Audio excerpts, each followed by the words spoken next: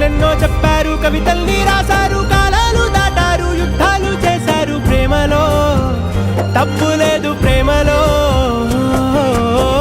వేల వేల వెన్నెలంత మీద వాలి వెలుగునంత మోయమంటే నేను ఎంత రే.